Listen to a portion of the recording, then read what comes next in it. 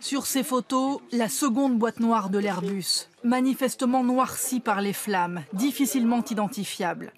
Elle a finalement été retrouvée cet après-midi par un gendarme, après 9 jours de recherche dans cette zone de 4 hectares autour du point d'impact.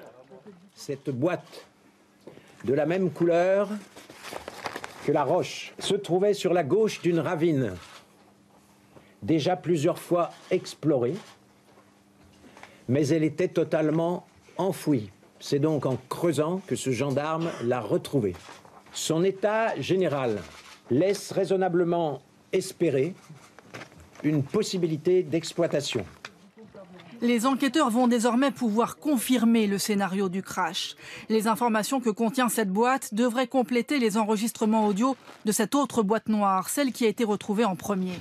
Elle pourra nous permettre de constater qu'à partir d'un certain moment, il n'y a plus qu'un seul pilote qui agit au sein de la cabine de pilotage. Elle nous donnera, comme je vous l'ai dit, des éléments sur la vitesse, l'altitude, le régime moteur, savoir s'ils étaient en pilote automatique ou pas, donc les différents modes de pilotage de l'avion. Les enquêteurs savent déjà que jusqu'au bout, Andreas Lubitz a ignoré les alarmes d'urgence qui résonnaient dans le cockpit. C'est une action dans les dernières minutes de ce vol, une action volontaire qui a guidé cet avion vers la montagne.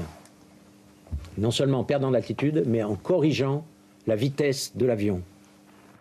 Après plus d'une semaine de recherche, près de 2300 échantillons ADN ont été analysés, 150 profils génétiques isolés. Le travail d'identification des victimes va pouvoir commencer. Par ailleurs, 40 téléphones portables ont été retrouvés, mais leur exploitation risque d'être difficile, ils sont très endommagés.